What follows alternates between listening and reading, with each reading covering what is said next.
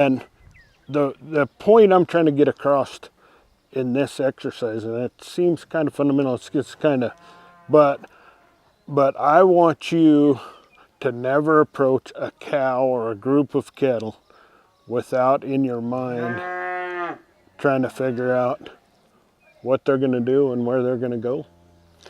You do that if you approached an alligator. It's just human nature that you're like, what is he going to do? But for some people, for some reason, people with livestock very much do that with horses more than cattle.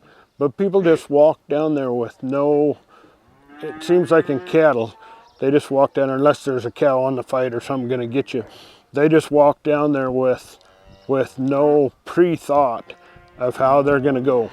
The other thing we're doing here is these cattle are commingled. They come from everybody and we don't know anything about their past. And so we're trying to train these cattle. And so the first thing we're going to do is we're going to let them in the back, and then we're going to approach the cattle and we're going to get them to walk by us one at a time. And we're going to do it, it's like slow dancing with a fat guy. You have to move your feet. You have to move your feet all the time. And it's all done by moving your body and moving your feet.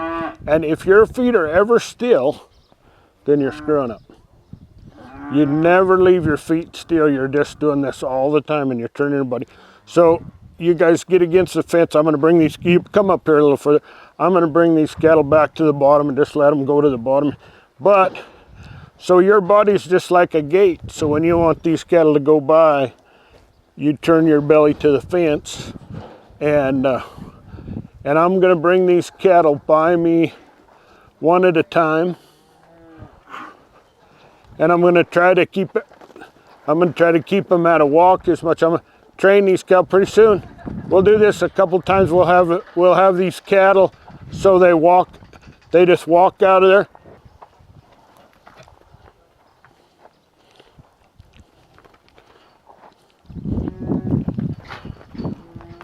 You'll notice too, you stop cattle by not going across the alley.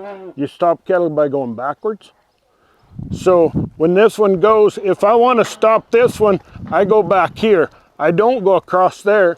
And the reason for that is that calf's coming down the alley, it's coming down here, and he's deciding whether he's going to go by, squirt by you, or whether he's going to stop.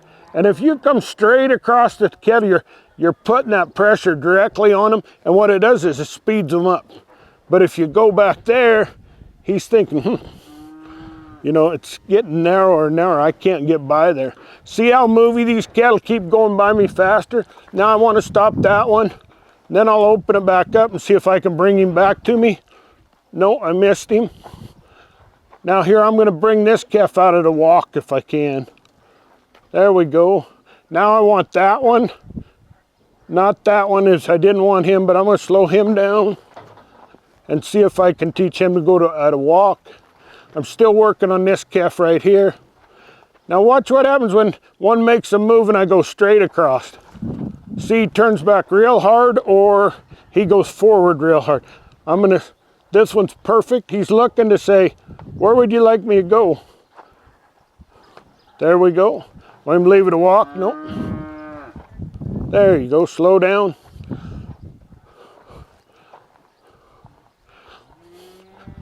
So you see this real ugly one? Look how much less his flight zone is. How much smaller his flight zone is than say that one. Or that one. So and this is another small flight zone one.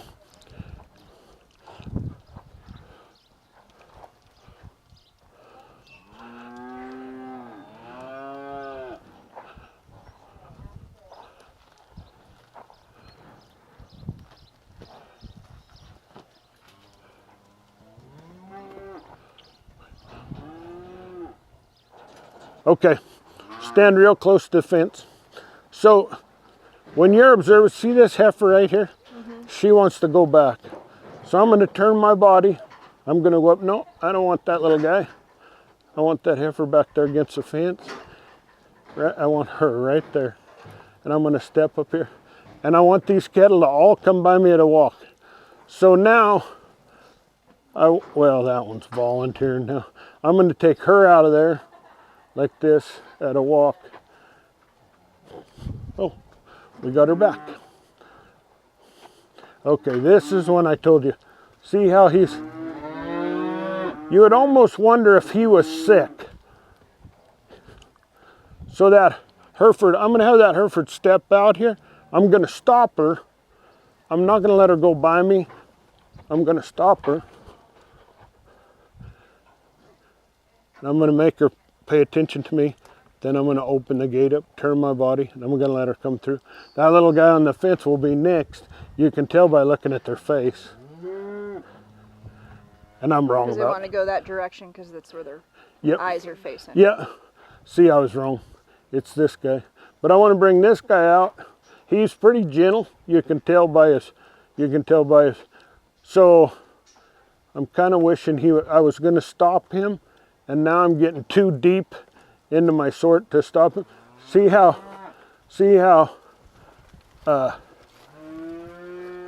his flight zone, how narrow it is? He's not feeling me at all, and I didn't see that coming. Now I'm going to ask this guy to go at a walk, but if he starts out a little bit fast, I'll try to stop this one and take that one. There we go. There we go. Now I'm backing up, going to him right there. Now I'm putting a little pressure on here. I don't have to, I don't ever want to wave my hands, jump up and down. The only time and we don't let you pluck flags because flags is just a crutch, and the first thing you do is stick your flag out, then you wave your flag. Flag should be at waist level or below. The only time a flag should ever come above your head is when you're coming up an alleyway with a big group. Cows can see here and can see here. Well, you can't affect the cattle in the front unless you get the flag in the air, and then they can see it. Do you always want to sort your cattle at this pace, like really slow, and have them all walk by you individually? If you're trying to move quickly? No. Yeah. So the big buzzword in the industry now is low stress livestock handling. So we want to do everything as low stress as possible, and there's tremendous advantages to that. The reaction, the effectiveness you get out of your vaccine, how they wean and how they adapt to a new place and they start eating better, their intake consumption, all their sickness levels, all those things. But our definition of low stress livestock handling is we come out here and we have 100 calves to work and we got an hour to get it done because especially in the wintertime, it gets dark early and we just got it. So we put as much pressure on those cattle as we need to get it done in a allotted amount of time. And that's what low stress to us means. Because you noticed yesterday, we had a Hereford heifer in there that I took the hot shot in and hot shot her quite a little bit. Well, we tried to she ducked back on Jordan and I. We tried to get her out of this pen. She's real gentle, but she's kind of obnoxious. She would run over you if you just stood there in front of her. She'd not mean run over you, but just run right over top of you. So I finally told Jordan. Jordan kept coming back and coming back. I said, hey, go up there and bring 2 cows back and bring her back. Well, then somebody said, yeah, to get her out of the bud box. We really had to work to get her out of the bud box. And she's somewhere been in an environment where she's just lost respect for people and doesn't think she has to do that. So in the alleyway, I got the hot shot and went right after her, and some of the real foo-foo low stress, I said, whoa, you can't use that hot shot and stuff.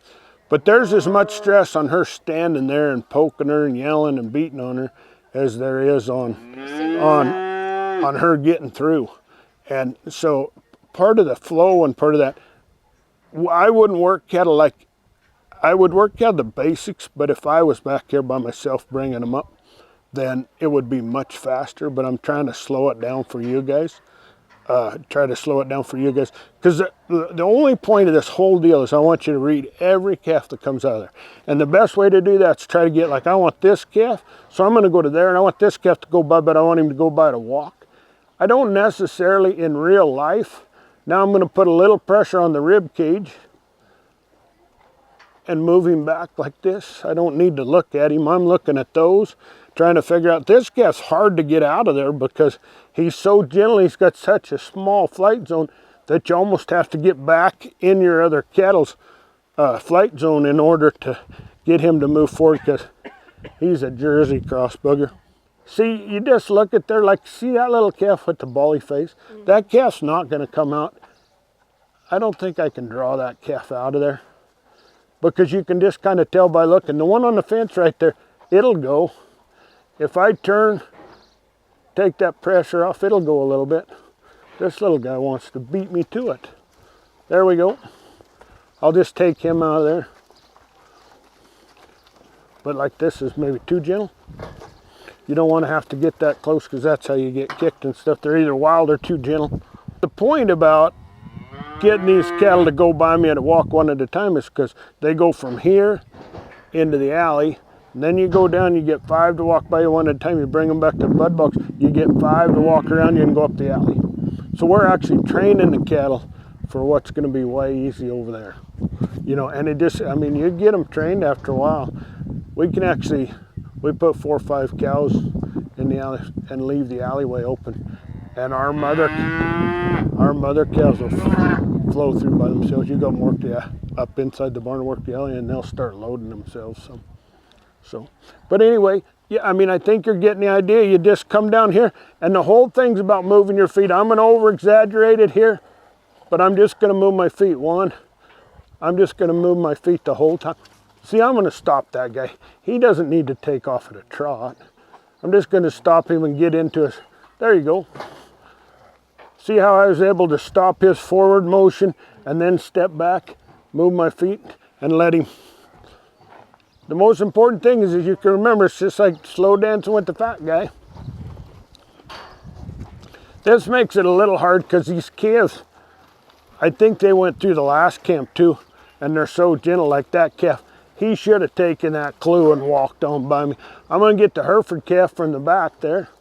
There we go with the little stub horns. Now this other black calf that's on the fence, I'll take him next. And this heifer, she wanted to go by me pretty good. I'm going to take her, but I'm going to stop her one time because she thinks she can run by there, and I don't want her to run by there. There we go. Now she'll walk by for me. Okay, that was a pretty good example. See, you could see her move and come out of the pack, and she kind of had her head up, and she says, I think I'm going to take off up that alley. Whoa. That one's fast.